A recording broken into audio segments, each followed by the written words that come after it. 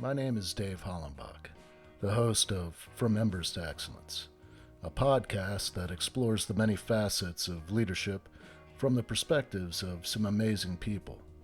We discuss the triumphs and failures that have shaped our lives and our leadership philosophies. I've found that it isn't whether we fail that defines us, but when we do fail, how we respond. Leaders dust off the ashes and use their failures as fuel to work harder and as lessons to come back wiser and stronger, more resilient, more determined, and more committed to excellence. Today I'm talking with Steve Williams. He is a corrections officer and a firefighter out west in Northern California, right, Steve? Yep, about as far north as you can go in California. So I'll be talking with Steve today about his career in corrections and in fire. He started working in EMS and fire back in April of 1996. Started off working for an ambulance company and as a volunteer firefighter. He then went into the ground ambulance, the air ambulance flight crew. He was drawn to wildland firefighting, even though he has extensive training and certifications in the structure fire and rescue arena, on several technical rescue teams. And it was in mid 2000 that Steve went to the academy for the California Department of Corrections. It was after he graduated from there that he was assigned to the High Desert State Prison in Susanville, California. It's a high security mission prison, and about took you what, about 5 years to get promoted to sergeant? Yeah, almost exactly 5 years to the day. It was kind of weird, how, and we'll kind of go into that a little bit later, but 5 years has kind of been my number throughout my career to hit promotions. Did you get transferred to Pelican Bay like right after making sergeant, or um, did you hang out at High Desert for a little while after that? No, I was at High Desert for about 3 years as a sergeant before I decided to transfer back. And coming back to Pelican Bay, it was home. This is where the community I was raised in. So my parents were here and my kids were getting a little bit older, so I figured it's time to go home. So Pelican Bay is in Northern California. Yes, we're 30 miles from the Oregon border and we're 2 miles from the ocean. So can't really go much more northwest in California. The High Desert and Susan, like I have no idea where Susanville is. So Susanville is an hour west of Reno, Nevada. So you're out in the desert. I mean, it's the high desert. Yeah, it's just dry and hot, or it's dry and cold. There's no, I think fall and spring last like a week each. And then it's either just snow everywhere or it's excruciatingly hot. There's no in between. One thing that I just kind of want to educate myself today, so I'm going to ask a lot of questions about corrections because Yeah, absolutely. I really don't know anything about it. And I've heard of Pelican Bay State Prison. I actually think that it's been like referenced in movies and stuff, right? Yeah. So Pelican Bay kind of became the notorious prison. I think it's in Pulp Fiction and a couple other real common movies that everybody knows and they hear the reference because it was notorious. It was designed to be the place. It was the end of the road for inmates. It was for the worst of the worst of the worst. We had the security housing unit, which was basically 23 hours a day lockdown. You came out an hour a day to hit the shower and get a little bit of time on the yard, which the yard was, a concrete, yard that's not real big. They get a little bit of sunshine, but it wasn't direct light, it was indirect light. So it was designed to separate the gang leaders from the rest of the gang so that they couldn't communicate and run their criminal, organizations and criminal cartels. And it worked really well for that. Even now, because right now I work in the investigative services unit. I work on the internal affairs side, but I work in the same group of people that investigate the inmates. And our level of drugs and contraband that come into this institution is so much lower than any other prison. We go to trainings throughout the state, and then we talk to people, and they talk about the drugs that people try to smuggle in, and the cell phones and things like that. And our numbers are substantially lower. And I think it's because of our physical location. It's harder to get somebody to drive all the way up here to try to smuggle something in than, if it's a 10-minute drive going to one of the institutions around Sacramento, where there's like 5, within an hour of Sacramento. So it isolated the bad guys, for, a lack of better terms. We put them in Siberia. The Siberia of California. Yep. It's been in, like I said, referenced in movies. MSNBC had a liking for us for a long time. They did a lot of documentaries based out of Pelican Bay, and it's become a huge deal having people locked down that much, 23 hours a day. And so there's been a lot of even celebrity support to try to end that. Society doesn't get to see the whole thing, I guess, the whole big picture on what these guys are about. They're just seeing these guys that are rehabilitated and things like that. And they don't like it, and they endorse and support getting them out. So our mission has changed quite a bit just since I've been here. But we're still level 4. We still have maximum security inmates, and inmates are inmates, man. They do what they do. Doesn't matter.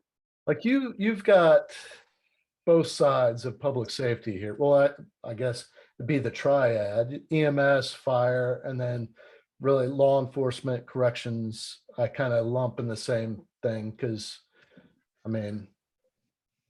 you guys are essentially there to keep the peace, right? Keep the bad guys in place.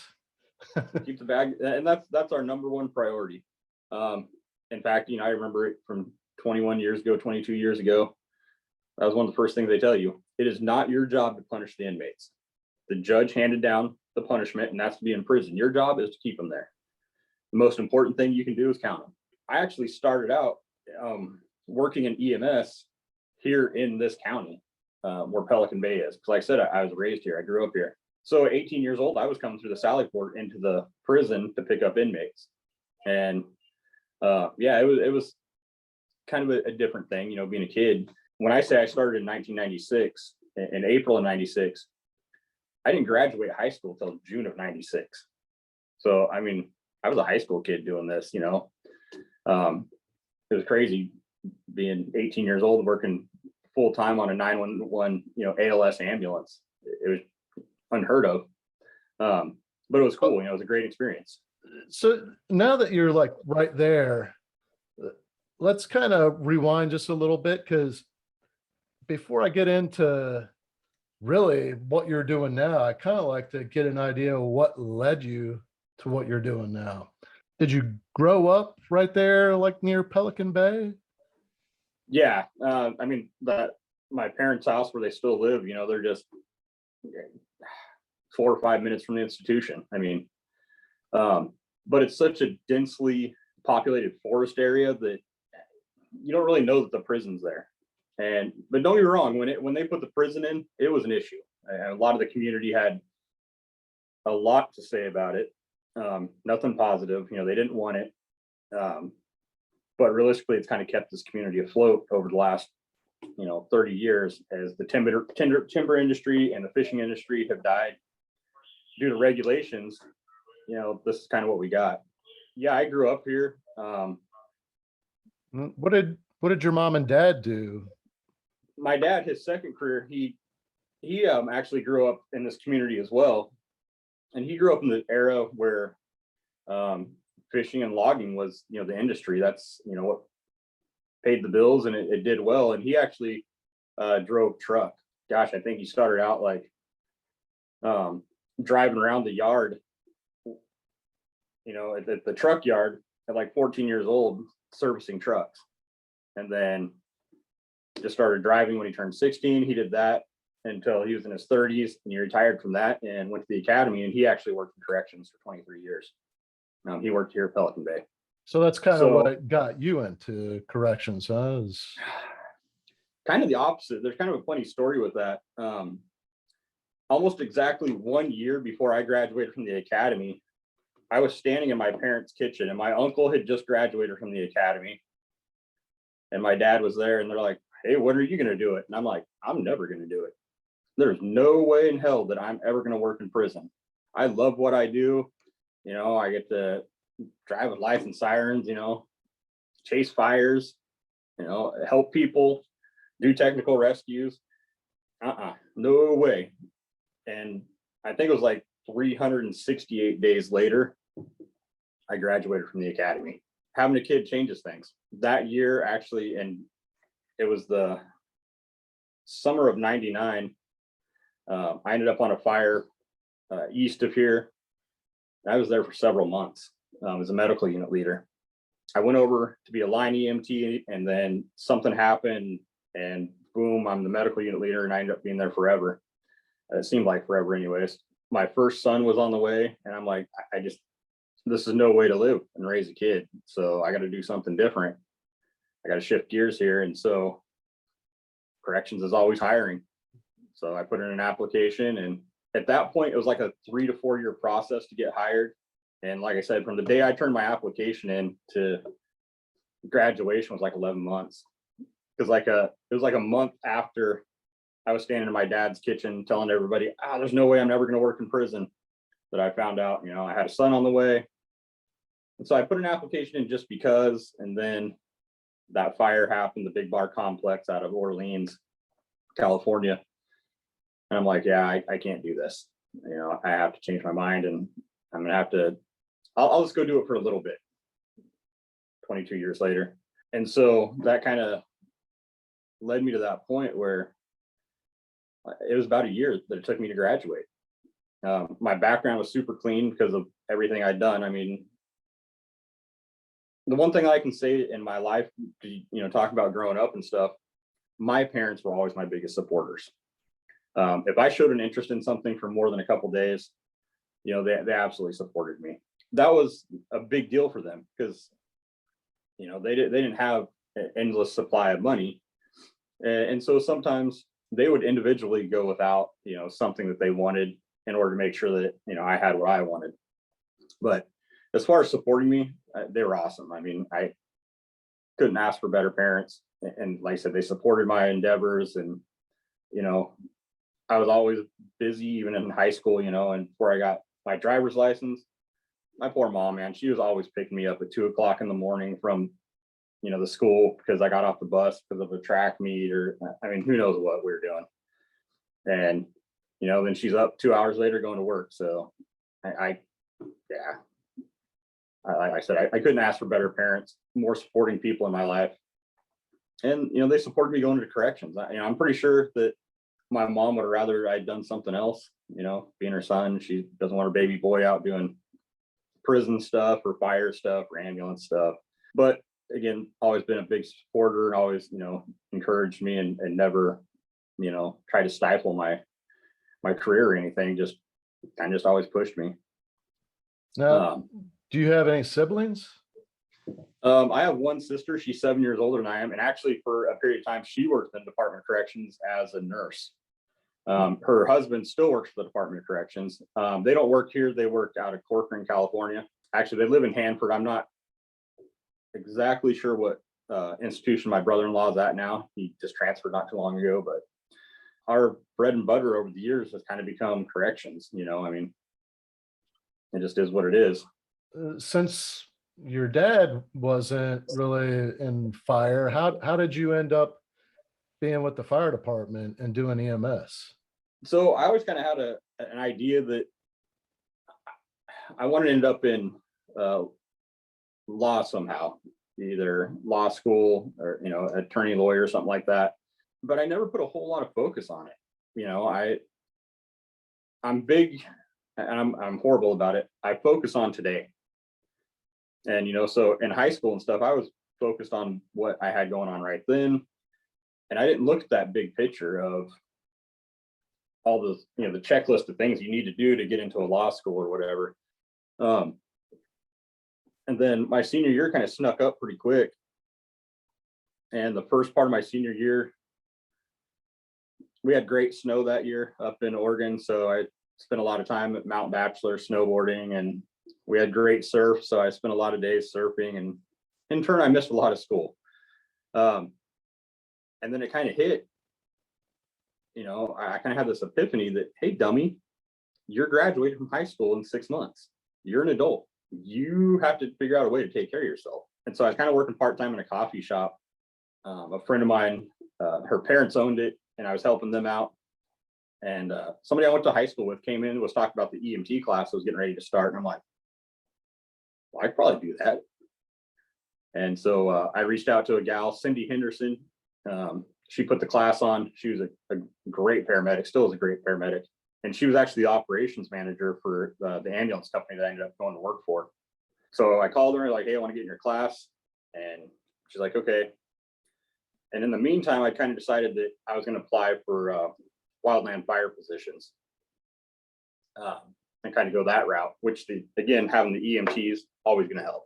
But that year I actually missed the application deadlines. We were going through the class, and then one night, you know, Cindy's like, hey, I have a position open at the ambulance company if anybody wants to apply. And so, you know, I applied, and they're like, hey, you're hired. I'm like, hey, I'm still in high school. And they're like, we'll work around it. You know, small town, small community stuff. I do 48-hour shifts. And, you know, by labor code, gosh, people would lose their minds now. But at that time, we called it a work experience field trip, overnight field trip, which would happen 3 times a week.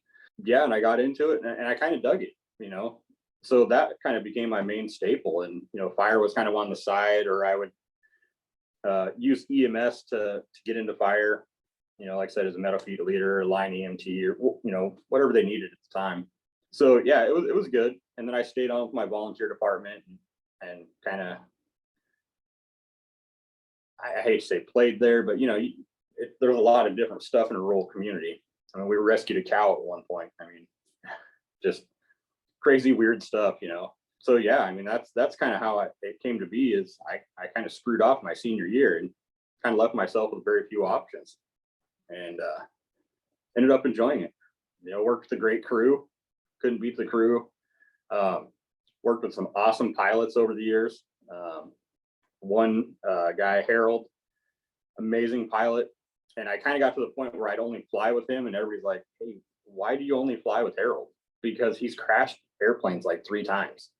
And they're like, so you want to be with the guy that can crash? I'm like, no, I want to be the guy who can crash and live. And they're like, I never thought of it that way, you know? So, but he was a great pilot. You know, I worked with great nurses, had a lot of fun, saw some horrible things. I mean, both roads in and out of this community are absolutely treacherous. I mean, our motor vehicle rate is through the roof. 199, which is kind of how you go east of here. At least 2 or 3 times a year, we end up with cars in the river. It's just twisty, turny, narrow. And the department actually that I'm on now, we have the water rescue team. And so it's our divers that usually end up in the river doing recoveries. Because typically at that point, the rescue is not an option. So again, I work with a couple of great divers. How they do it, I don't know. Every time they're called, they go down, they recover the bodies. Yeah, I mean, that's kind of how it kind of came to be. I'd like to dig in a little more on the corrections side of things. Maybe we can touch on like mental health. A lot of times, you know, some of my conversations will shift to like PTSD, which is pretty common in public safety and corrections. And It's a little bit different than the PTSD that veterans experience, because a lot of times, unless they're like a combat vet that has seen a lot of combat and there's multiple incidents, traumatic incidents that they've been through, which I think could be more like complex PTSD. But then you get into, if you look at public safety, anybody that's made a career in public safety has been on the front lines of some traumatic events and seen a lot of horrible things. But one thing, being in fire service, I've never really been uh, close to any corrections officers. I mean, I've gone and transported people from the jail and different intake centers around the county I live in, but for the most part, I never really, I've never talked to anybody about what kind of things you see behind bars.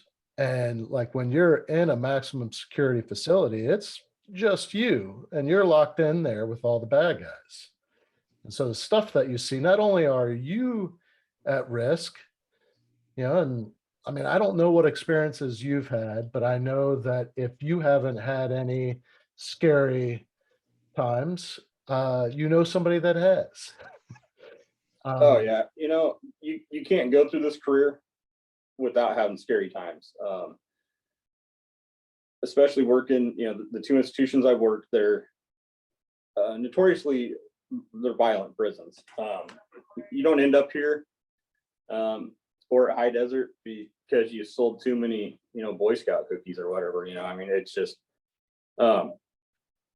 you earned your way there, as an inmate, and typically that involves violence. When I was at high desert, so it had just opened a couple of years before I came to the department, and it's kind of the unofficial thing that when there's a new institution, a new prison that's opened, I use the word institution, it's the technical term for prison that we use. So I go back and forth, so I apologize for that.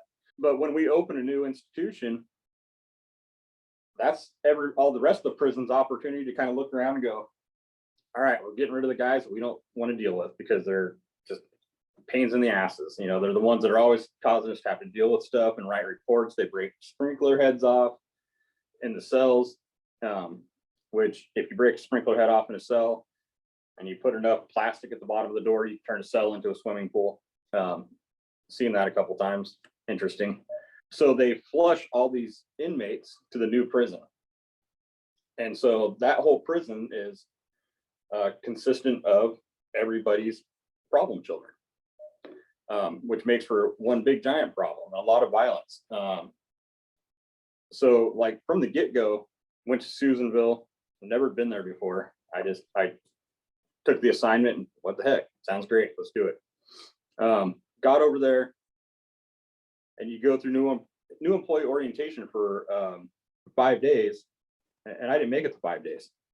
I made it day 2, and they pulled us out of orientation to go deal with a riot because one of the facilities, one of the yards had gone off, had a big riot, and so they needed all hands on deck, and that was the end of our new employee orientation.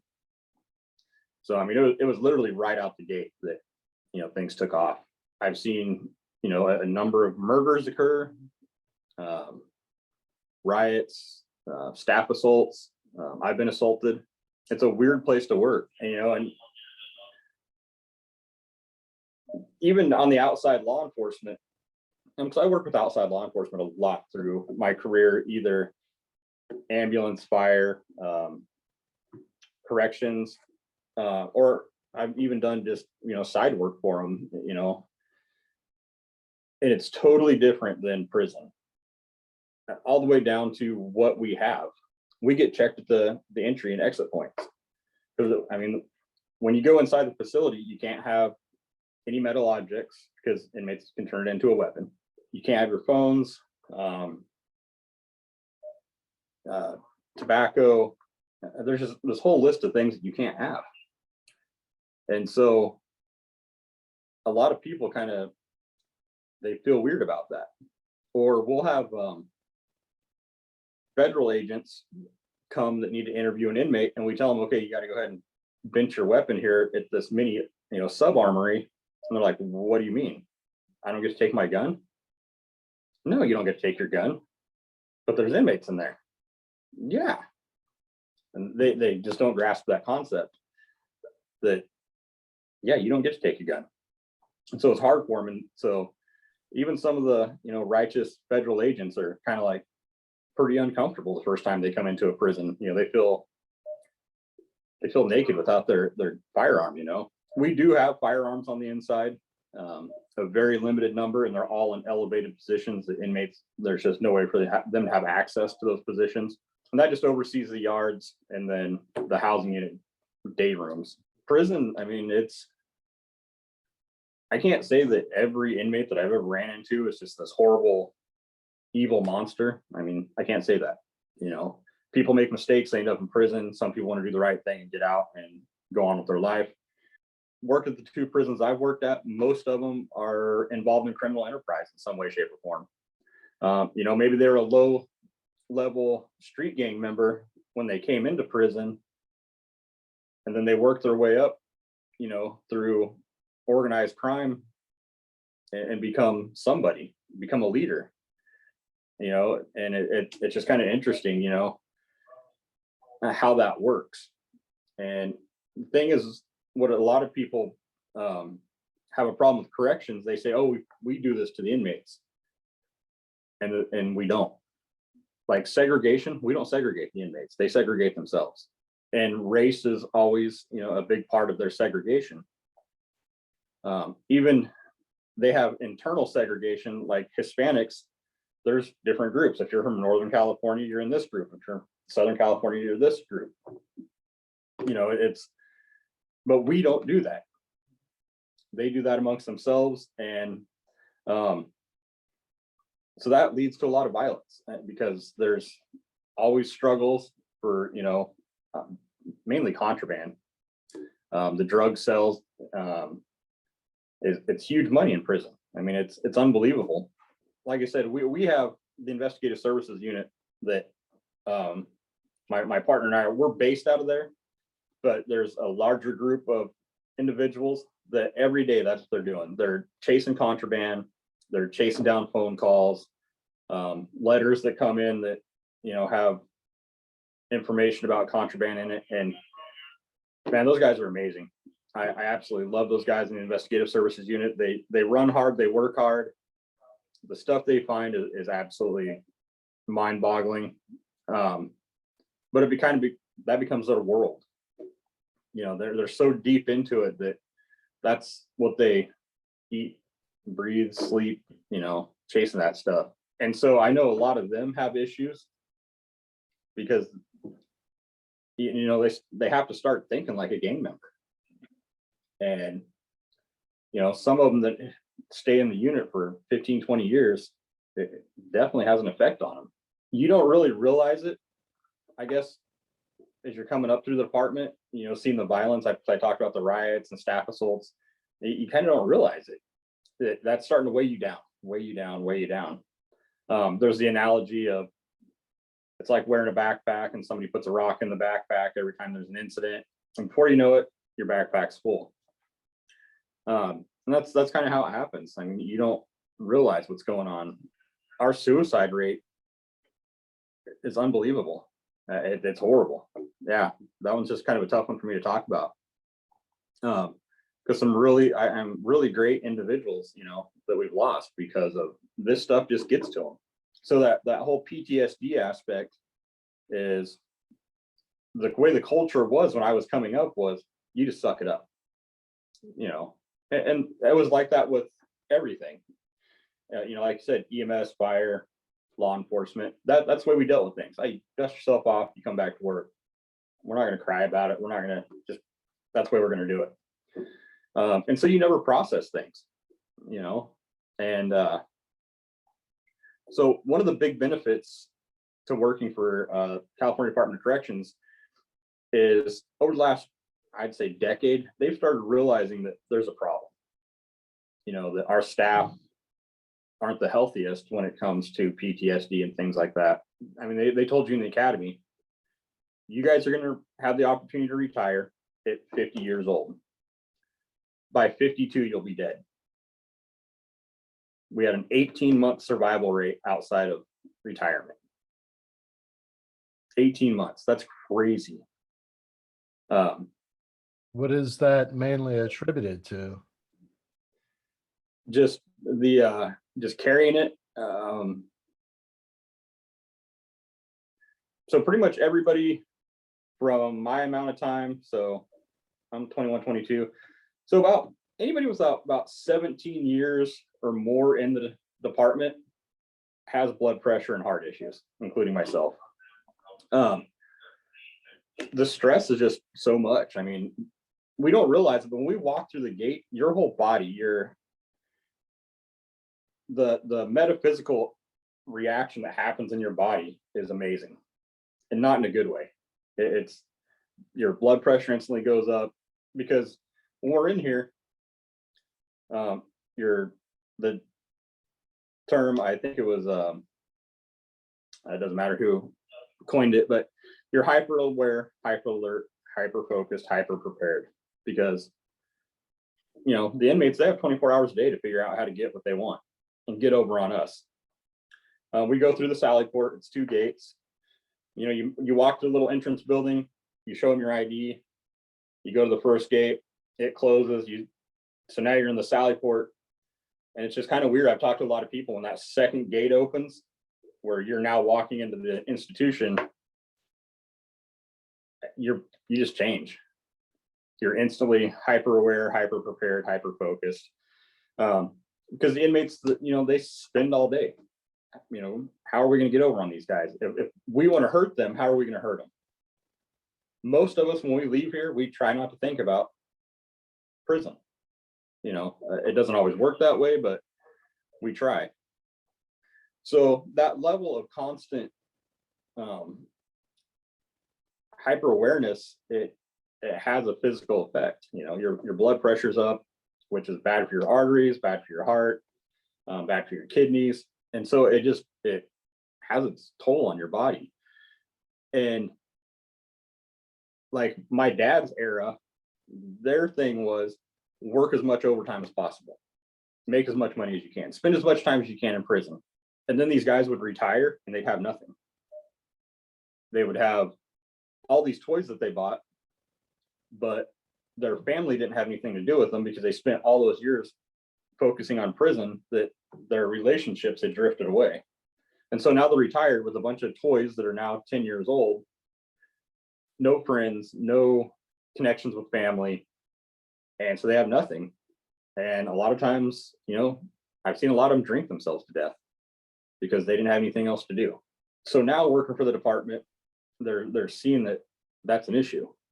And they're also seeing that our staff being this way, having heart problems and blood pressure issues, it costs them money through the workman's compensation process. Because after 5 years in California, in law enforcement and corrections, if you have anything cardiac related that occurs, it's presumptive liability on your agency. So, I mean, that costs a ton of money, you know, to the taxpayers.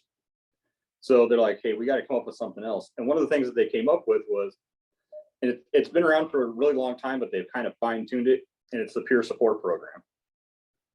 When I came in, it was called Employee Post-Trauma Program. But it had the acronym TP in there, so it was a joke. Nobody took it serious. They're like, you need TP. And so nobody put a lot of thought into it. And in fact, if you asked for it, hey, I need EPTP,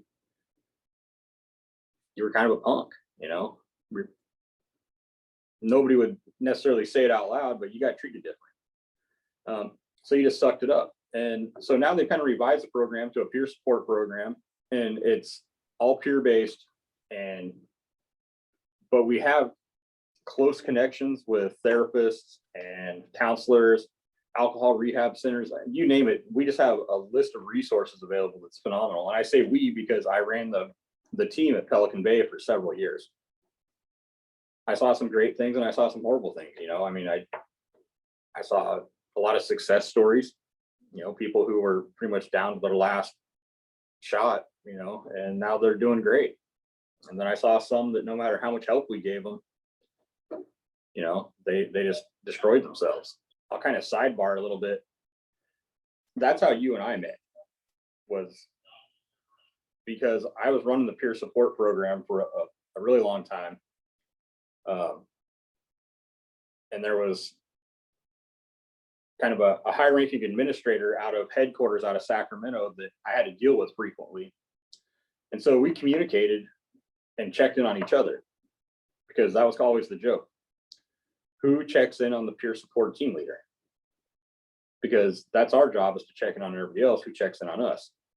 So it became a thing where we'd buddy check each other. Hey, you doing good? Yeah, I'm good.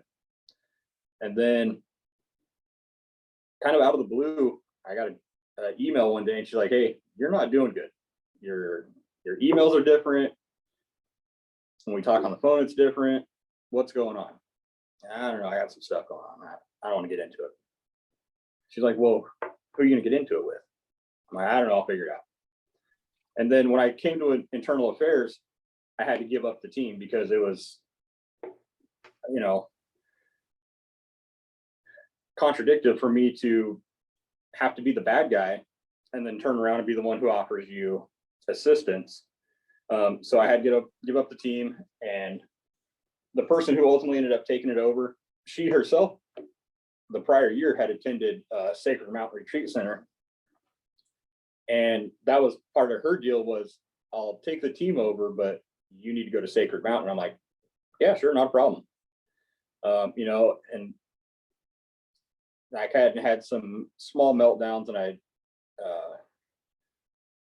my girlfriend kind of told me, hey, you need to do something. You're not right. So, you know, and I talked to her about, you know, the retreats, and she's like, yeah, you need to go. You know, I'm like, but at that point, I still didn't see that I had a problem. I was 100%. I was perfect. Nothing gets to me. It all slides off.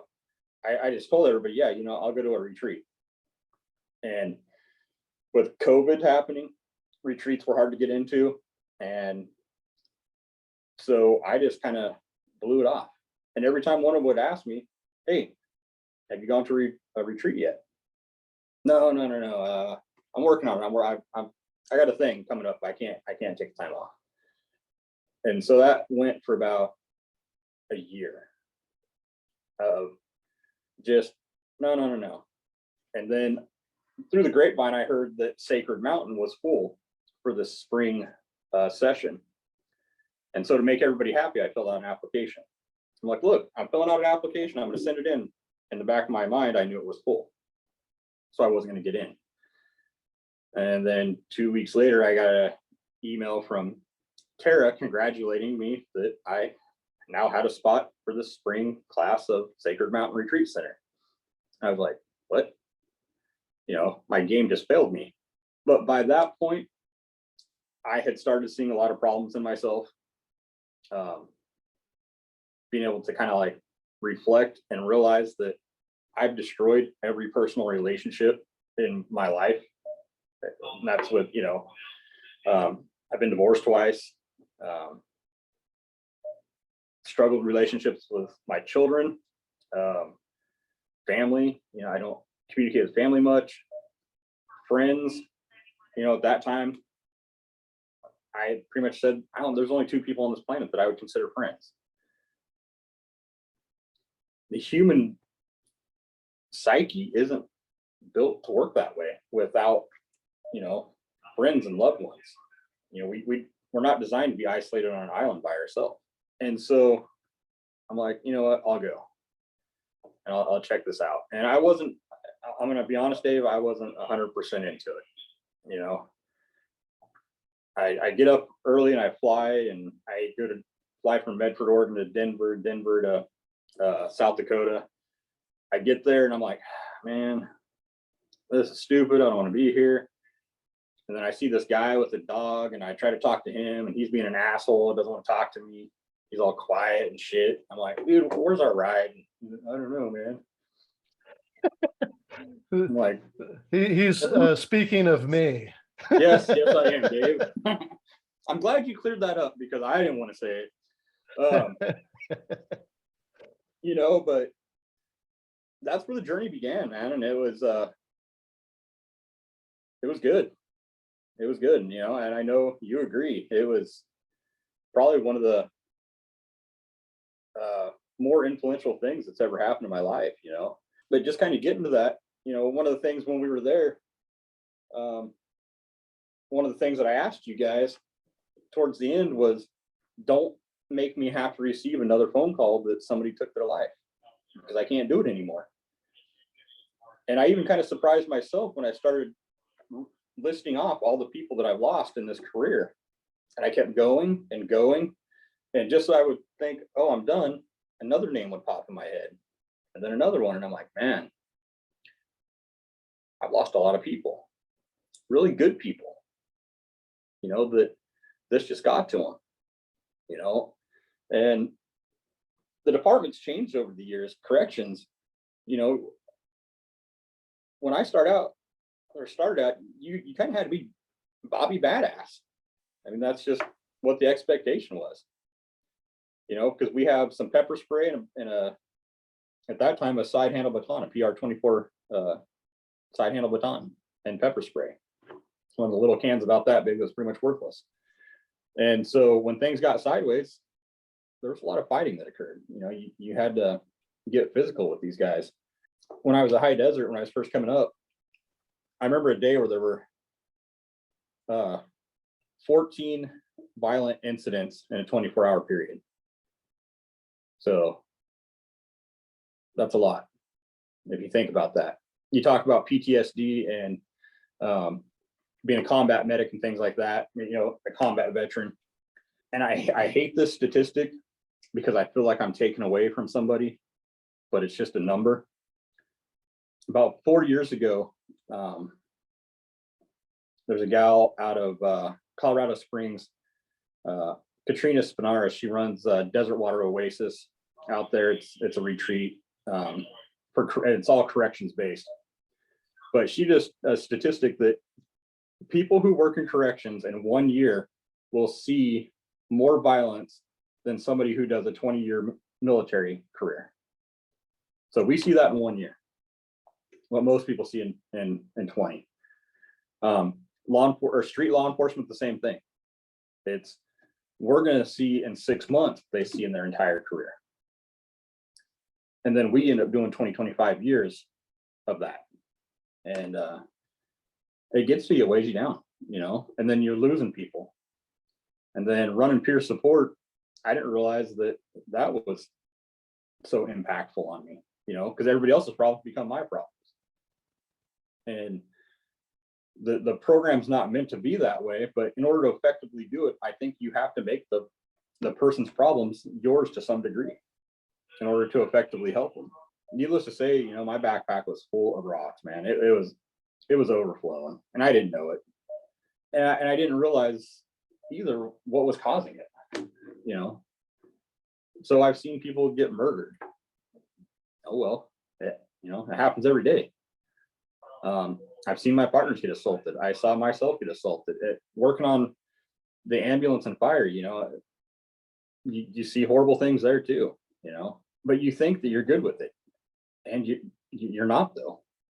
There's something that's slowly, and I know there's a ton of professionals who've done studies on it and have really great big words for it and stuff, but just slowly your mind just kind of starts shutting itself off and cutting everything else out, cutting family out, friends out, to the point where there's a family function, somebody's birthday party, a kid's birthday party, and everybody's in the middle of the backyard, and you're as far away in the backyard as you can be, and your answers are short. Hey, how you been? Good. You like your new truck? Yeah. So you seen Uncle Bob? Mm-mm. And you do that to push people away from you because you're uncomfortable talking to people. And like I said, for years, I didn't see it, man. I just didn't see it. But once you do see it, you can't unsee it. And you realize how broken you've become. And so you try to reflect and think, okay, what was that one incident that caused this? And there isn't. It's, you know, it's a cumulative thing in corrections because we see so much of it continuously. You know, just I'm actually in my office. I had to come in and do some work today, and I'm listening to the radio, and there's already been stuff happening this morning. Just since we've been on here, there's been 2 incidents. So it's just always ongoing. It never stops. Kind of leading to where I'm at now in internal affairs. It's messed up, but it's the best job I've ever had. I don't enjoy having to find out bad stuff about staff members. I don't enjoy that. I don't enjoy when my inquiries into an incident result in somebody getting terminated. I don't enjoy that. I hate that. That's horrible. But the amount of violence I see is a lot less. I work in a small office. There's 3 of us. Myself, my lieutenant, and our office tech. And so we're kind of excluded from a lot of that. And like I said, my partner, he's great. He's like just another version of me. I mean, his mind thinks the same way. And so we work really well together. And I just like have this whole like relief, I guess, that I don't walk inside the gate every day anymore. You know, my office is out in the administration building on the outside of the secure perimeter. When I say secure perimeter in California, a majority of the prisons have the lethal electrified fence, which is a three fence system. It's 2 chain link fences with a lethal electrified fence in the middle, 16 wires. Touch it and bad things happen. And that's where that sally port is that you go in and out, that when that last gate clanks behind you, your whole body changes. Your whole mind changes. Physically, you change. Your muscles tighten up. Your heart beats a little bit faster. Little weird thing going on in your stomach, in the pit of your stomach that you can't, explain. And I don't have to do that every day, And I'm fortunate and I'm very grateful, for that opportunity to not have to deal with that. And it's hard to explain, like you said, you don't get it. You want to get it. And it's hard. It's difficult to explain because, the second that gate shuts, who knows what's going to happen, and so you try to minimize it, and that makes it worse too. In fact, I kind of talked about the Sally Port. I wasn't sure if I was going to talk about this or not, but hopefully my dad doesn't know how to get on your website and watch this. But when I was a kid, Department of Corrections, we have 3 shifts: first, second, third watch. First watch starts at 10 o'clock at night, goes till 6 in the morning. Second is 6 to 2, and then 2 to 10. And my dad worked third watch, so he worked 2 in the afternoon till 10 at night. And back then, they had to wear a full Class B uniform, long sleeve shirt, and a tie. And it was a clip-on tie, but it was kind of a joke in the house growing up. We could set our watches by my dad putting on his tie, because there was this mental thing that he knew the second he put that tie on, he was walking out the door to work and he was coming to prison. And so the second he would clip that tie on, he would start dry heaving. And it was the same time every day. It was between 1:13 and 1:15. I mean, it's just weird. Now realizing why he did that, you know, huge respect for my old man for coming in here and doing that, you know, because for something to have that powerful of an impact on your body and your mind, where you dry heave every day when you're getting ready to go to work, but yet you still come in here to take care of your family, you know, I had nothing but respect for that, you know. But it's a really good illustrated example of how this environment impacts you. There's a study out by Dr. Gil Bronson. I don't know if you've ever seen it. And he talks about the cycle that we go through. And you're way up here, you know, you're hyper alert, hyper prepared, hyper focused, and you go through that, and then you drop back down. Well, it takes 48 hours for your body to get back down to a normal level. Well, we only get 48 hours off. So you never get to a normal level. You're always up here. And it just has a horrible effect on your body and your mind. And I remember watching that because it's a video he does through California Post. He did a training video, and he talks about the guy in the corner of the yard not wanting to talk to anybody, and he never says, "Oh, that guy's a good guy," or "That guy's, an okay guy." Everybody's an asshole. "Oh, that guy's an asshole. He's an asshole." And so he does this whole thing, and when you're brand new, you're like, "I don't get it." But then every year goes by, you start getting it a little bit more. And, there's a lot of opportunities out there to not get that way. One of them is, retreats or counseling. A lot of people look down on counseling, and it can be a good tool though. It's a way to go talk, I'm super fortunate, having gone to Sacred Mountain when I did, and meeting you and the rest of the group. I talk to you guys all the time. I mean, like daily. I talk to at least one of you. Sometimes it's a joke or something funny, or I want to pick on Dave because Dave's an easy target sometimes. Talking to Craig. And like, it's not always bad stuff. I'm not always dumping on you. You guys aren't always dumping on me. It's a lot of positive stuff too, but it's nice knowing that if I pick up that phone, you guys are going to answer. And I think that's one of the biggest things that you can have. And I've always told people that, being the peer support team leader, if you call me day or night, I'm going to answer and I'm going to be there. But they never got to see it. Where we lived together for a week, and we got to see it. We got to see each other's dirty sides and bad sides and evil sides and all the little parts that are in us, that make us who we are. But at the same time, we all shared. And so nobody holds anything over anybody else. We're all equally messed up and broken, and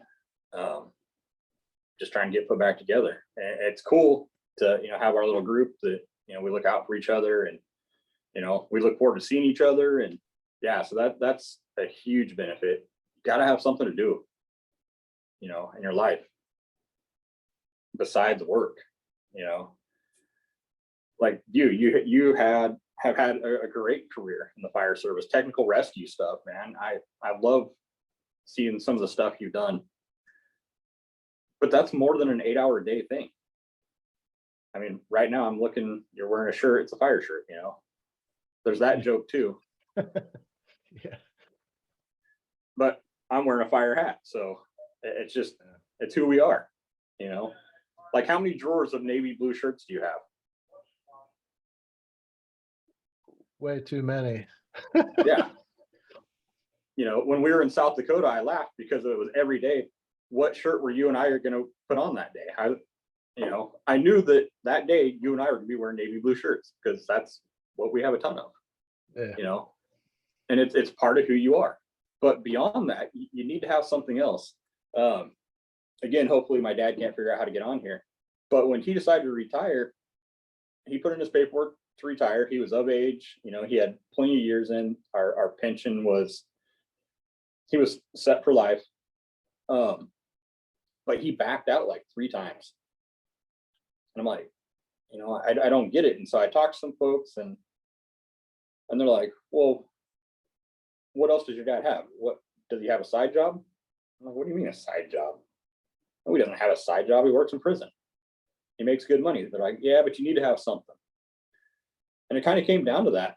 You know, we ended up talking. I was running peer support at the time, and I did a supervisory referral and made him go talk to a therapist, which that made Thanksgiving interesting that year. When you make dad go do it, when you pull rank on him, and I joke, I didn't make him go do it, but I set the appointment up for him, and I said, hey, you know, I want you to go talk to this guy once, you know, and he did. And what he determined was he was scared to retire because he didn't have anything else. He didn't have anything to do every day. You know, starting out at 14, driving those trucks around the yard, washing them, greasing them, getting them loaded, till that point, he had something that he had to do every day. That was go to work. He's a dune enthusiast. He loves being in the dunes and side by sides and dune buggies, and but you can't do that every single day of the year. And so him and that counselor, he ended up actually seeing that counselor quite a few times, and you know, and they kind of came up with a plan. You know, get a calendar, write something on every day, sweep the garage, you know, fix this, fix that, sweep this, clean that, you know, whatever, but have something that you have to do every day. And, you know, that works for him, but I know that doesn't work for everybody. So one of my big pushes is I encourage everybody to have some sort of productive outlet, you know, whether it's writing books and doing podcasts, which you have the face for it. I don't, but whatever. I have the face for radio, but it's having those outlets. And, again, not to, you know, turn this into a, you know, a sacred mountain show, but I bring it up a lot because that's where you and I met. You know, that's where our bond started, and that's where I saw you change. You know, not to turn this back around on you, but I saw a huge change in you from that asshole who wouldn't talk to me for an hour, sat in the back seat with his dog. His dog was awesome. Dog wanted to talk to me, kept, you know, poking me in the ear with his nose, and then I'm like looking back there at you, and you're sitting in the corner of the yard. You're an asshole. You're an asshole. You were that guy, you know, and you're Dr. Joe Bronson's, you know, guy. Yeah. To who we are now, where, you know, we're sitting here, we're chopping it up, we're joking, and, you know, we send each other texts, and like the weird text you sent me last night was kind of strange, like calling me sweet cheeks or something. I'm like, whoa. But you know what I mean? It hasn't even been a year yet. It's been what, 6-8 months? From that guy who wouldn't talk to me to who you are now, and me super closed off. And, you know, I'm only going to tell you guys what I think you want to hear, to, you know, throwing it all out there. You know, that one day I think you sent a text message and you're like, hey, what's going on, buddy? And I sent you like a 37-page text message in return. I got this, I got that. And you're like, cool, well, you want to talk? You know, you got time to call me? And so it's awesome. It's made a huge impact in my life. You know, and of course, the other thing, once I found that out about my dad not having anything to do, and that was his reason for not wanting to retire, I made it a goal that every year I learn a new skill set. Kind of Sacred Mountain kind of turned us onto the whole knife making thing. And, you know, so I've been doing that a lot. Been doing a lot of leather work. I got to get yours and Diane's in the mail. But it's having that thing to do, you know, every day.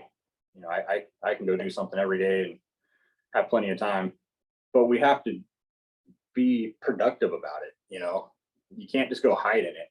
And for a little bit, I kind of found myself doing that. Rather than sitting in the corner of the yard calling everybody an asshole, I'd go out and work on a knife and just block the world off from me. And I realized, well, that's not working either. Now, you know, my hobby is becoming counterproductive, you know, to my good mental health. So we have to balance that, you know, and that's something that I've seen so much, where people don't have that balance in their life, and, you know, they don't know how to deal with it. And, you know, that's one of the most upsetting calls to get. You know, every call that one of your partners committed suicide is horrible. It is. But when a guy did 25 years working in prison and commits suicide after his retirement, and you just don't get it. It doesn't make sense. You made it through the bad part. You made it through the wars. You know, because some days our yards and prisons, they look like war zones. You know, there's days where they order every ambulance available in the county because the yard's blowing up and staff are getting stabbed and people are getting shot. I want to shift gears here for a second because you've said a lot surrounding PTSD and the effects of the job. And I mean, you and I both know that if you don't find a way to really deal and process with those traumatic events, they're never going to go away. They're never going to leave you. And when you retire and all you have is that alone time to think about all those horrible things that you've seen, and like I would imagine that for a lot of those individuals that make that decision to take their own life, they've gotten to the point where that's the only way that they can get relief. That's the only way that they can really fathom that there is no other way. That they can't see any other way to put that shit to rest. So, Yeah. which saying all that, I know what good leadership and bad leadership looks like in the fire service and in the military and in life, you know, but it's a completely different dynamic in the prison, being locked up, and you're inside these walls with people that most likely want to hurt you at some point, you know. And if you're the person that is in charge of I guess a team of corrections officers, like, if I don't know, is that like a sergeant position? Would you be a supervisor? Yeah. So a sergeant, they're the first line supervisor. So yeah, you have like 4 yards, we'll say A, B, C, and D yard. And there's usually like a lieutenant on all during second and third watch, and usually like 3 sergeants. And your sergeant is one who's boots on the ground, you know, leading the team. The direct contact between management and your correctional officers, your line staff. Yeah, when things go bad, you know, you're the one leading the way. You're the one that's kind of making those calls. You know, you're the one that is realizing we need more resources. We need an ambulance for staff or an inmate who's been injured. One of the kind of interesting parts about the way we do, it's called, we call it alarm response. When we respond to an incident, we have a set way we do it. And one of the things that we have incorporated into it is during alarm response, the person running it does not have to be a supervisor, because there's a lot of people out there who've been doing this for a really long time, responding to riots, that are really good at it. They're just not a supervisor. And you have a supervisor that has no time in or doesn't have any exposure to it. And so they can relinquish control to that officer, and then they step back and kind of help move the pieces. But ultimately, at the end of the day, that's who's responsible. You know, is your first line supervisor, it's going to be your sergeant.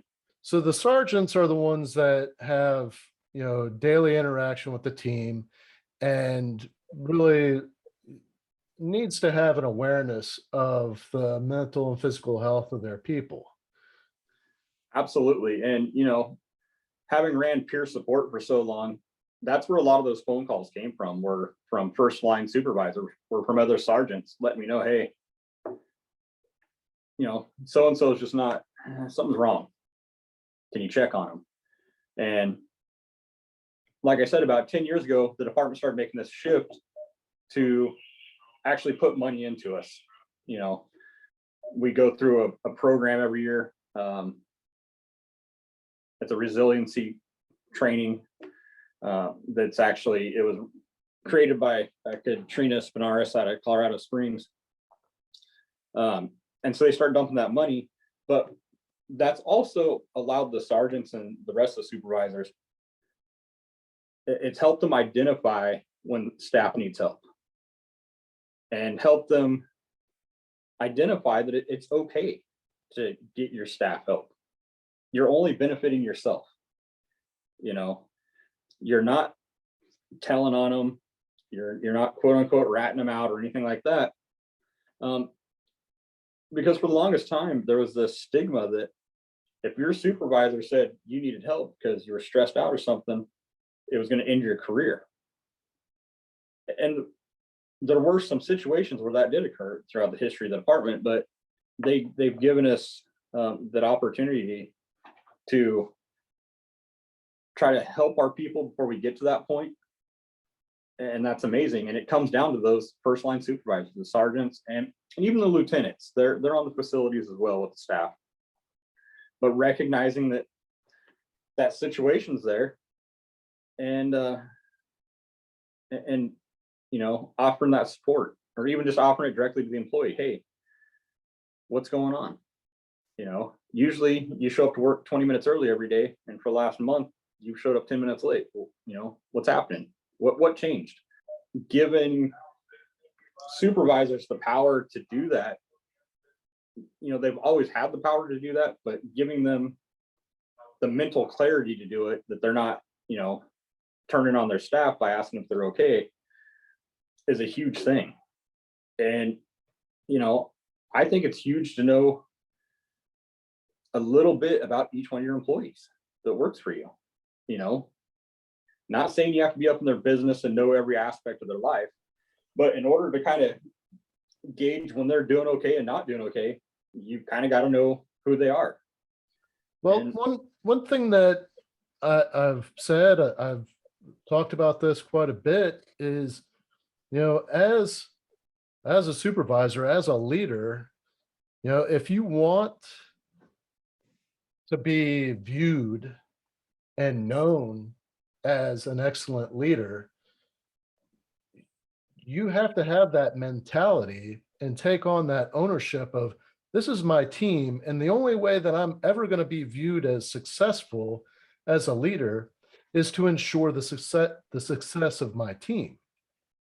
And the only way to ensure the success of your team really is to know your people and know how they view success. You know, is it that they want to be promoted, or is it that they just want to survive 25 years and then be able to enjoy their retirement?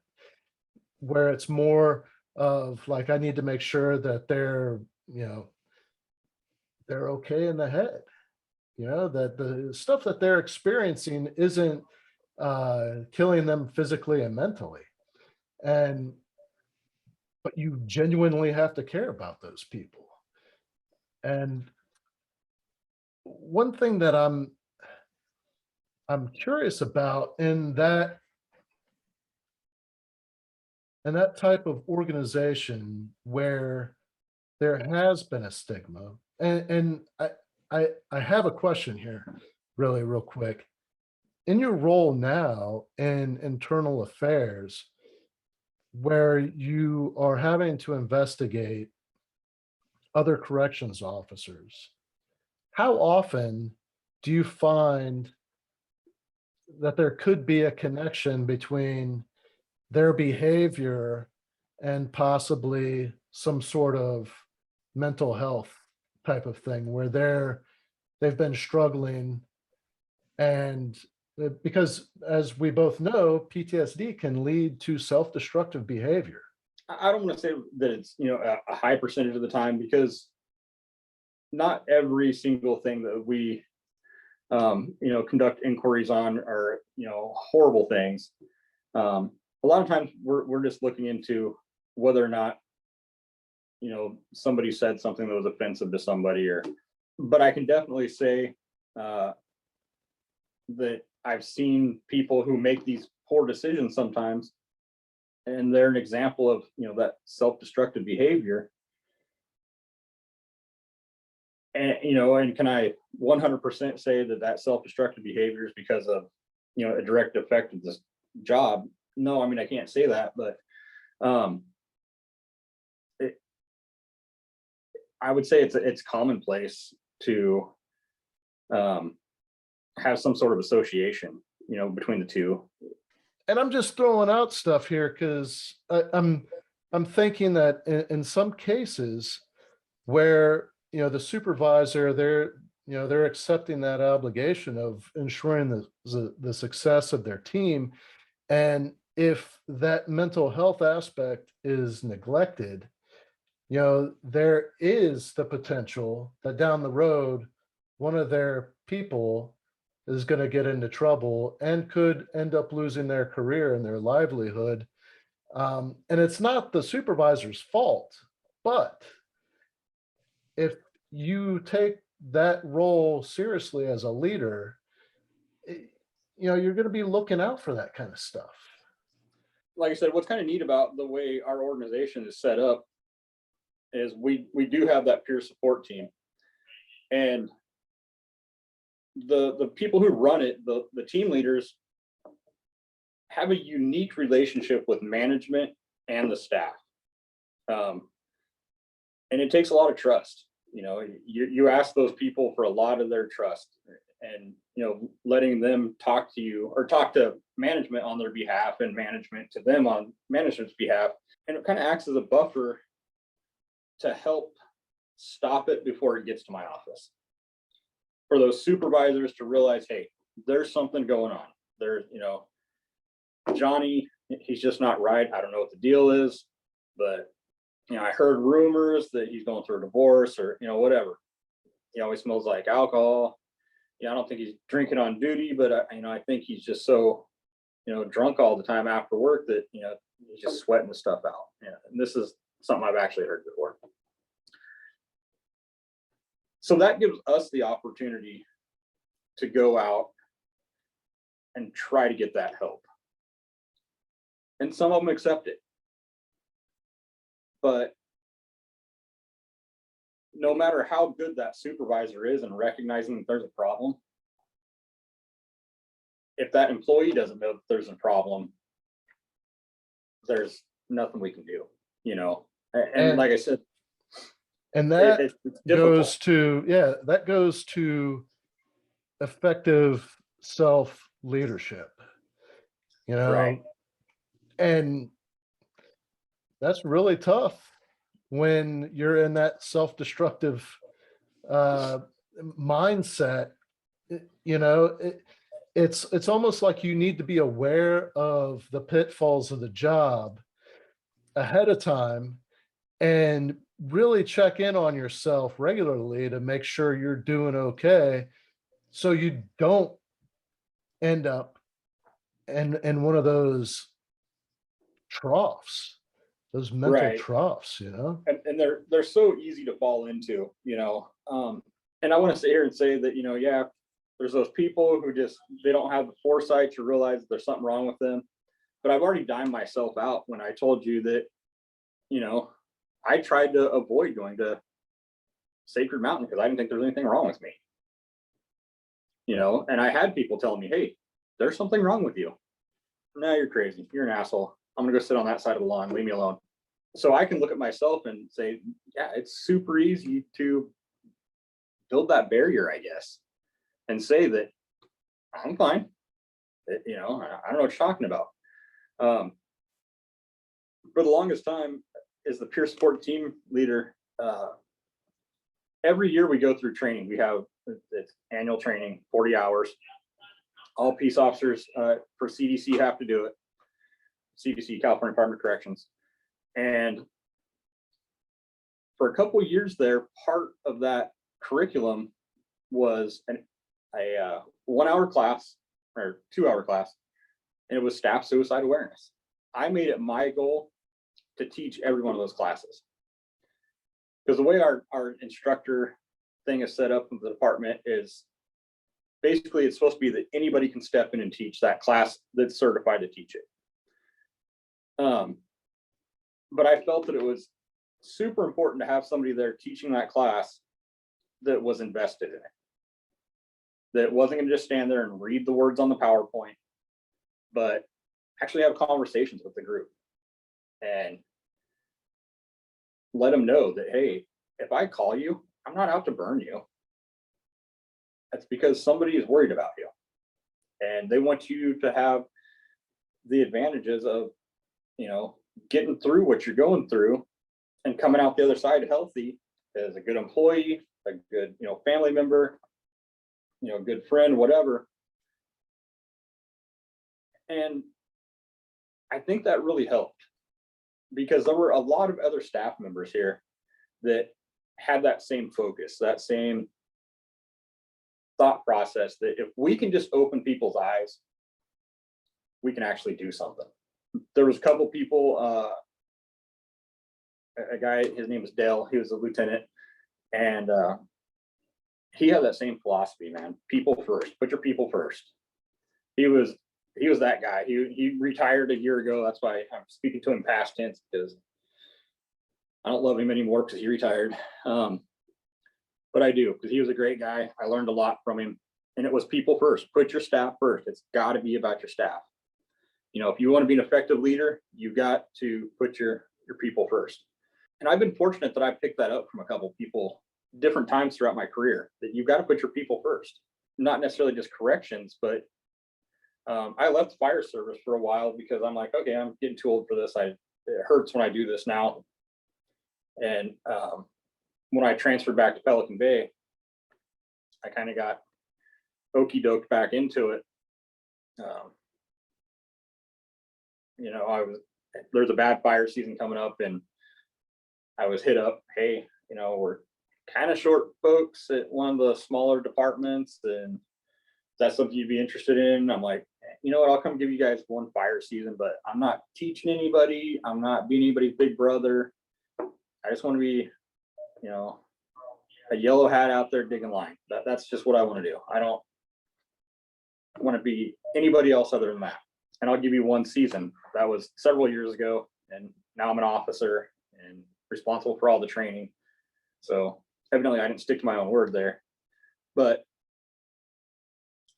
even there, you have to take care of your people. They have to be a priority. And I joked about the drawer full of shirts.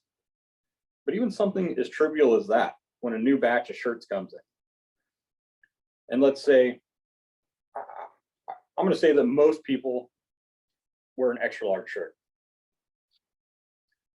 So you only have enough to cover everybody except for one.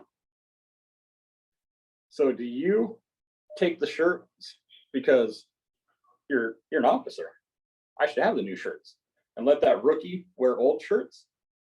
Or do you as an officer keep wearing your old shirts and give the rookie the new shirts? And I know that's really trivial and very rudimentary, basic thought process, but it's a real good illustration of putting your people first. Now, you know what, kid? You take the shirts. You're the one who's out there doing the work, man, not me. I'm the guy who just tells you what to do. I can do that in an old shirt. And it's something that simple. Or I'm big on feeding people. I love to feed people. I think food cures everything. And so we'll have, a big, like a technical training, and I'll kind of cut out towards the end, and sometimes sacrificing getting to do that cool thing. Cause when you put on a lot of the trainings, I'm sure over the years, kind of at the end is when the cool stuff's happening, when everybody gets to, see one, do one. And so I'll give up the do one, because a lot of times I've been through the training in the past, just so I can cut out and go start, feeding the people. That way nobody's worrying about cooking or anything like that. Just, you're done with training, cool. Here's food. Everybody sit back, relax. Let's tell stories about the training, and you see so and so cry like a girl, and it just kind of brings everybody back together, and it lets you kind of feel out how people are. when that person who's usually, the wise ass who's picking on everybody, when they're not saying anything, that's a pretty good indicator. Hey man, there's something going on. We need to kind of get to the bottom of this. And I think food, man, it's just my philosophy that food fixes everything, man. You can bring a team together with food, because law enforcement, fire, corrections, EMS, all that, food's a thing. Because there's times where you don't get it. You can be hungry, but if the world's going to hell, you don't get to eat. You suck it up and you deal with it. So I think food just kind of brings people in and lets you really evaluate the people. And I know, again, another crazy analogy, you're like, geez, man, what the hell is this guy on my podcast where he's talking about food? But people relax when they eat. And, you can even go back to, our time in South Dakota. And that's when a lot of barriers came down, was when we were eating. That's when the little jokes happened, or, the little bit of conversation would happen between two people, which would open up to a broader conversation later on outside or in the, the great room or whatever. Because typically when people are eating, they're too busy eating to worry about hiding their feelings or, putting up that wall, that barrier. So that, that's kind of been one of my things. And if everybody's all good and nobody's having any problems, and, it's all kumbaya and rainbows and unicorns and, happy meals and all, but it still says a lot to your people when you take the time to, put a meal together for them, even if it's something simple, but it's just another opportunity as an effective leader to see your people with their guard down and get a good measure of what's going on with them. Because you can't help them if you're not paying attention. Well, all too often, people implode, and their supervisors could have stopped it. I don't know of anybody else that has done this, but I'm sure I'm not the first one. It took me 20 years to figure it out. But as a battalion chief, before I retired, I was responsible for 6 fire stations. And I would get invites to have dinner, and a lot of times it would be, I would get a phone call after the morning teleconference from one of the lieutenants invited me to come have dinner at the station. But the previous shift, while I was doing rounds, a different lieutenant was like, hey, next shift, we're making this, so come have dinner with us. And I go, all right, I'll be here. So it started to become a thing where I would get invites, but it was after I had already accepted another invite. And I was like, you know what? I have been eating at these couple of stations a lot more than I have these other stations. And I want to make sure that all of the crews know that I do care about them. And I, like you, cooking is one of those ways that I can show that I genuinely do care about these guys and gals, And so I had it laid out where, okay, on this day, I'm at this station. So Monday, and these are the numbers of the stations that were in my battalion: 63, 66, 71, 81, 83, and 85. So on Monday, I would eat at 63, then Tuesday 66, and the Right. way that went. So 6 stations, I was at one of them, and we worked 24, 48 off. So every third day, it was a rotating calendar, right? And then on Sundays, I would make dinner at one of the stations, and it rotated. So every third Sunday, I was making dinner at a different station, or Right. breakfast, or whatever it may be. And it it worked beautifully. Like, it really, um, uh, as it started playing out, it really brought the battalion together, and it was pretty awesome. And I really felt welcomed by all the crews, and it was, like, um, that, like what you're talking about, being able to sit back, goof around, find out what's going on in everybody's lives, what kind of drama is happening at the station with the different shifts, and if Right. there's just whatever. And like making sure that some of the younger guys are going to the classes that they need to go to, like, not that it's mandatory, but there's always additional training that people can Right. get. And the more you encourage them, the more successful they're going to be. And so that ties right into what you're saying. But how does that work in corrections? And so this will be a two-part question here, and I would like to wrap it up with this: is, as a leader in corrections,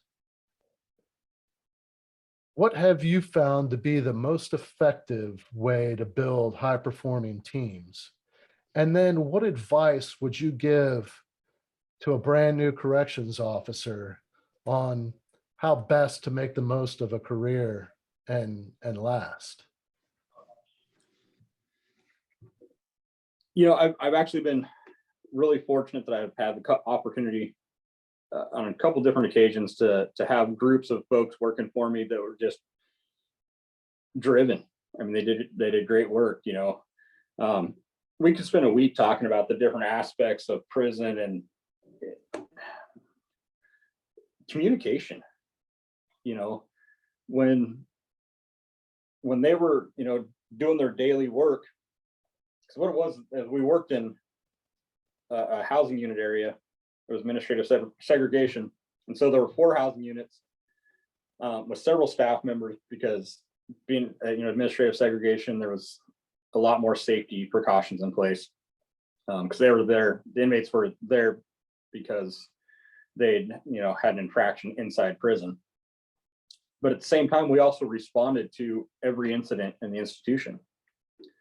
And so those folks, they got really good at responding and communicating.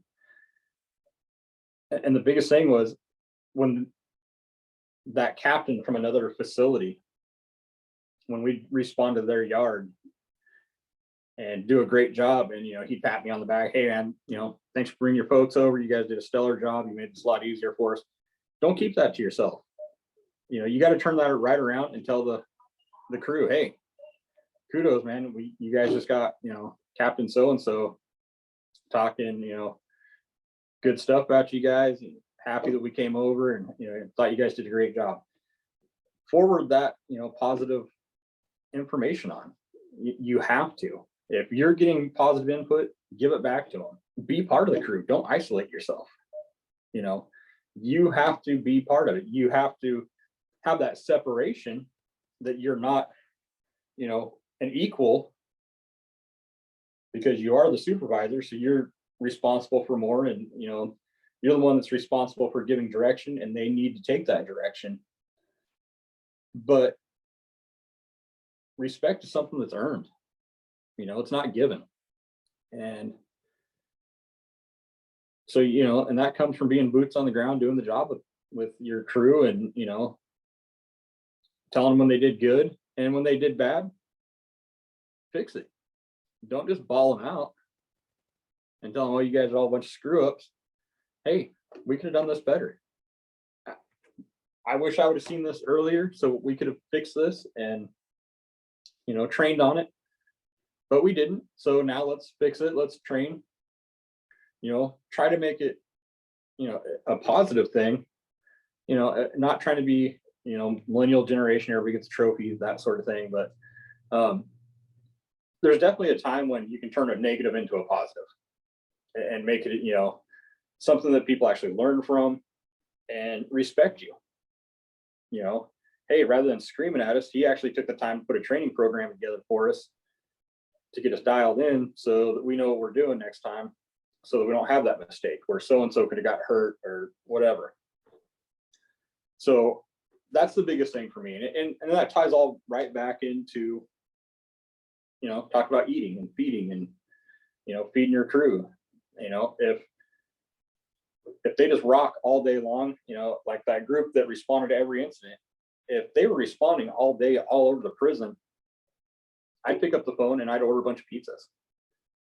Hey, let's get food out here. And, was I reimbursed for that? No, that was out of my pocket and my partner's pocket. We paid for it. But the work those folks did, and they made me look good, it was, well worth, a couple $100 here and there for some pizza. And, but to them, that was a really big thing because they knew it was coming out of my pocket, and they knew that, I had a couple kids and, I didn't have tons and tons of extra money, but their efforts meant so much to me that I was willing to take some of that money and give it back to them in the form of food. And again, that would draw us all back together where we could sit and talk, find out who's got this going on, who's got that going on. It's just, you have to be part of the crew without being part of the crew, if that makes sense. You have to be the team leader, but you have to be, up on what's going on. Know that so-and-so kind of injured their shoulder a little bit, and we can't, have them be a gunner today because that shoulder's a little bit sore and messed up because they did X, Y, Z, 1, 2, 3. So I know they're usually a gunner, but we're going to move them over here. We're going to pull one of the new kids, make him the gunner for the day, give him the opportunity to learn how to do this. But then in turn, empower that person who was injured and say, hey, I got to pull you off the gun today because you're injured. I'm going to give this new kid a shot to learn something. I need you to teach him the highs and lows of this job real quick. Empower them to be the next leader. I believe that your subordinates, you should train them to do your job. And you should be training to do your boss's job. That brings a lot of confidence into people when you have that kind of confidence in them that, hey, I'm going to let you do an aspect of my job today. Not because I want to be lazy, but I want to teach you how to do it so that someday you can replace me. And doing that really boosts people's, confidence, and it kind of changes their mood. Instead of, screw this, I don't want to do anything with you guys. You guys are a bunch of assholes, whatever. I'm going to go sit on the side of the lawn. They're like, hey, this guy sees something in me. Maybe I could be the next leader. And so I think that's huge. Empowering those folks and being on level with them. That's when I've had the most success, is when, I gave them the opportunity to excel and gave them the tools to do it and rewarded them for doing great things. And then in turn, trained them for making mistakes, rather than being the guy who just stands there and yells. I had a lieutenant, actually it was during that time period that I'm talking about. He worked a different shift, and that's all that guy did was yell and complain. He came to work to find things that were wrong and then complain about it and yell and write people up. It's hard to work in that environment, Mhm. And it wasn't, I'm going to train you how to do that so that I don't have to write you up again. Or just, I'm going to write you up and scream at you about it. That's not productive. I had no respect for him. There's lieutenants who have wrote me up and in the same breath asked me for something. I said, yeah, absolutely not a problem. You just booked me, but yeah, I'll give you a ride home tonight. It's all in how you do it. And it's all about the respect and putting that team together, being part of it, focusing on the positive, but also putting focus on the negative and correcting it. not just pointing it out and making people feel dumb and you're worthless, you can't do shit. No, train them to be better. Don't let them make that mistake again. You know, train them to be better than you.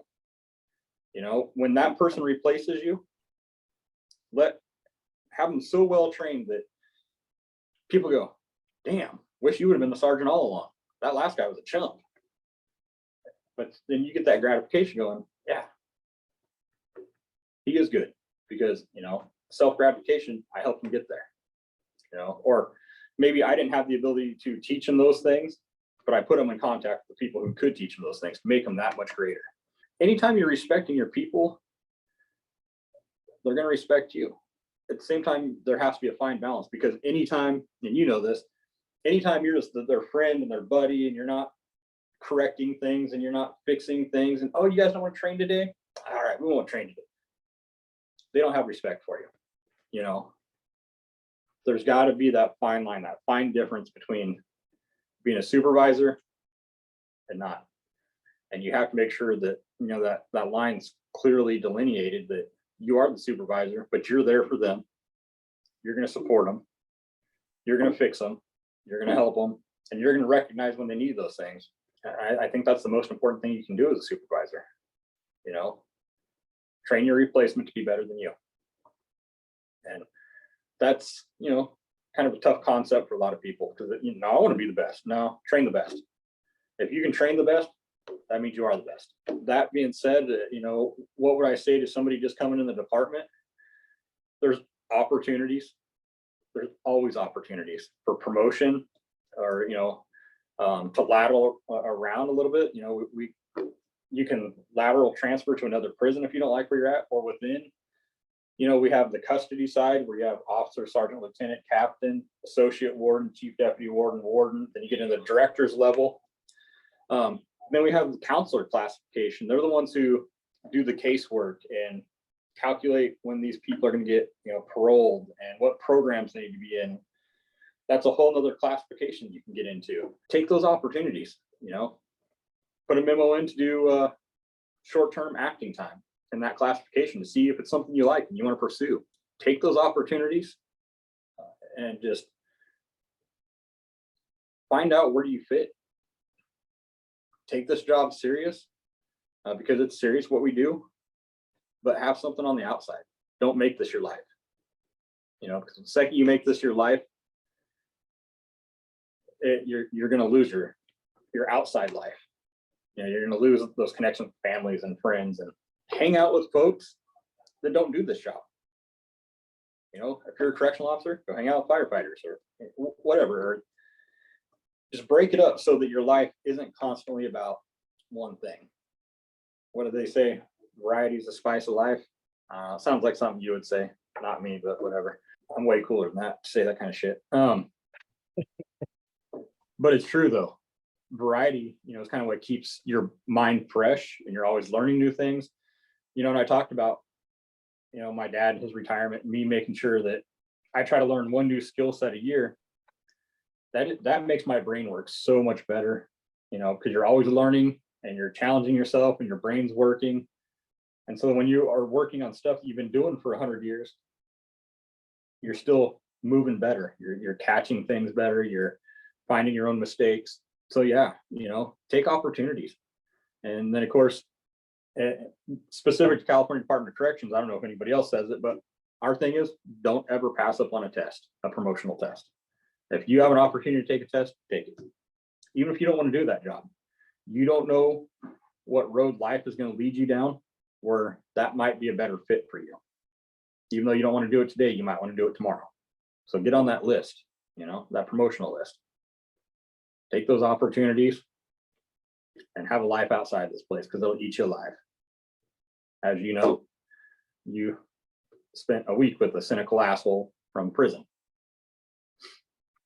Well, what was crazy is that while we were out there, well, there was 2 other corrections people out there with us. Yeah, and they were from California Department of Corrections. One works at an institution out of Sacramento. And the other one used to work at that institution, Ryan. It wasn't until all you guys started like talking about stuff that you'd seen that it really brought it home for me, like the stuff that you guys see. Because in my mind, prison is like, okay, the contact that you have, maybe like when you go to the cell door and go stick your hands through and you cuff them, and then when they're out in the yard, you got gunners up high, and if they act out, you just shoot them, but Wow, that was totally wrong. so, but listening to you guys, it really Right. informed me. And I think that people that aren't in corrections really don't know what you guys have to deal with. Like, No. it's just kind of stories. But when you guys were talking about, what is it called? Getting gassed or Yeah. Getting gassed. When you're assaulted by bodily fluids, they throw urine and feces, and if they have access to chemicals, like cleaning chemicals, they'll throw that on you. Yeah, that's one of their go-tos. They love to do that, especially when they know they have a bloodborne pathogen like hepatitis or something. Then they really love to do it. It's crazy. And before we started this, you and I were chatting a little bit, and I was telling you about that, experience where I was out and I was, sitting next to some guys that were commercial crab fishermen from Alaska, and it came up what we both did, and I'm like, oh my God, I could never do that. That's so dangerous. And they're like, no, it's not. You work in a prison. That's dangerous. I'm like, no, it's not. It's all perception, man. And but the bottom line is, yeah, it's not probably the safest career. I've probably taken 10 years off my mother's life because of my choices on where I work and what I do.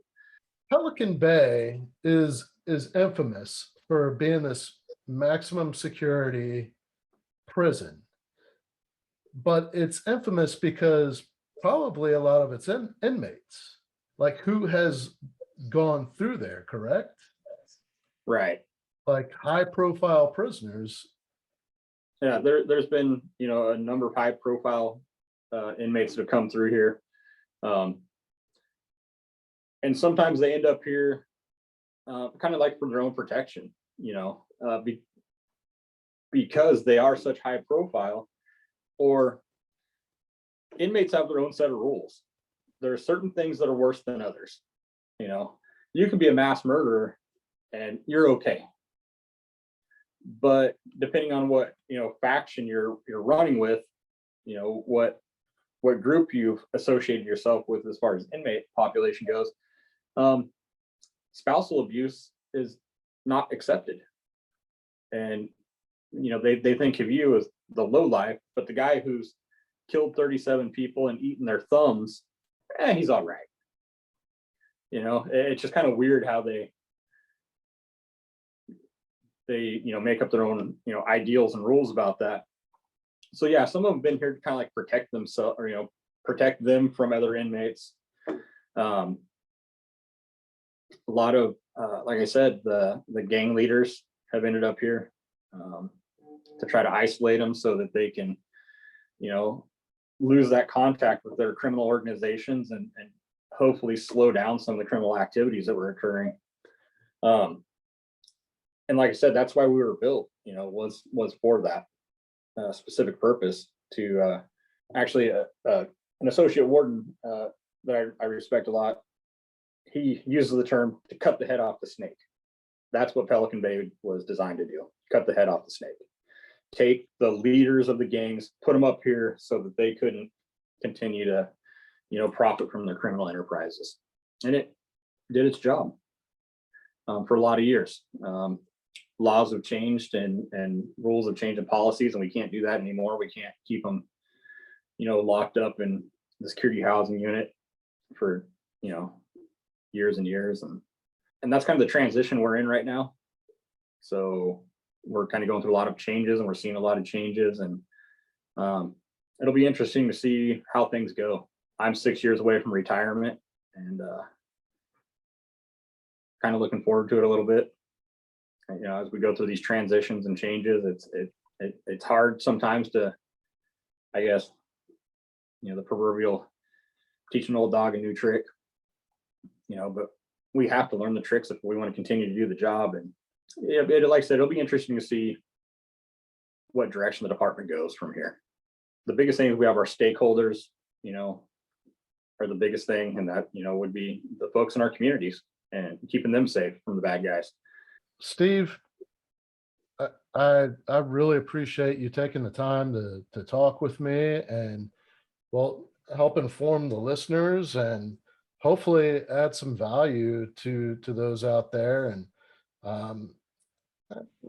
not just that, but be entertained a little bit, you know. I feel like it was really good conversation that very interesting to me. So I'm sure that there's at least a handful of people out there that'll find it interesting as well. Yeah, 2 or 3 maybe, you know. Yeah. For me, you know, having been doing this for so long, I forget just how unique this job is. And you know, there's not a bunch of TV shows about us. Like, there's firefighter TV shows and cop TV shows, but there's not a whole lot of prison guard TV shows. And actually, I was preparing a document yesterday for another agency, and there were so many acronyms in it. I went to my partner and I'm like, I can't send this document to that agency because they are not going to know what this means. Because that's one of our things. We love acronyms. But that was a real, you know, good example of, we're just so different from everybody else, you know, that, yeah, I'm glad we got to chat about it. You know, I'm glad you got to ask your questions. And I'm sure moving forward, you know, you'll always have more questions because that's kind of who you are. Or I'll be complaining about something and you'll need me to explain it. But yeah, I mean, hopefully the information's out there, and, you know, and I hope that maybe some correctional officers see this and go, hey, you know what? It's okay to have problems, and it's okay to get help for those problems. Well, You know? I think the biggest thing out of this is for those correctional officers that have been doing it for a while and they're feeling isolated and like they're the only one that's struggling, this should inform them that no, what you're dealing with is actually pretty commonplace. It would be it's just not reality to think that you can go and do that job for any amount of time and not be affected in some way. Oh yeah. The human body and mind is not built for that. You have to train yourself and develop yourself to be able to be effective in that role. But the toll that it takes, if it's not addressed, is huge. So I just, for those people out there listening, that, you know, if you know somebody that's in corrections, maybe check in on them. Yeah, absolutely.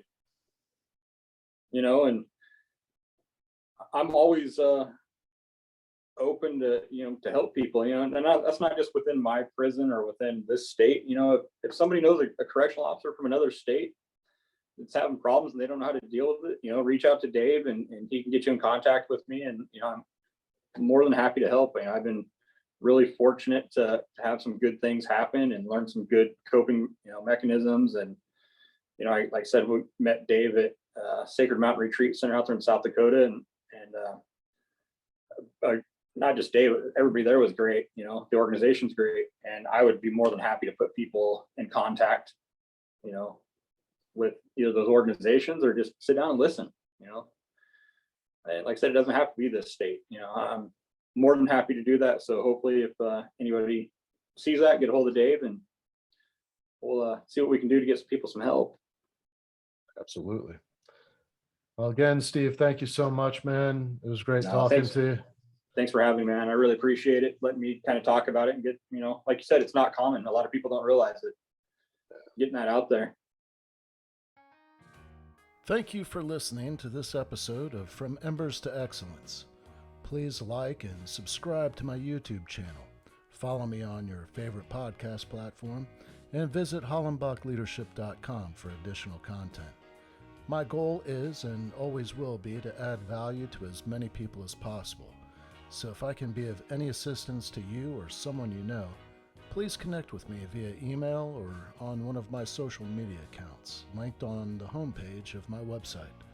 Remember, our failures don't define us unless we let them, and the only true measure of a leader is the success of their team.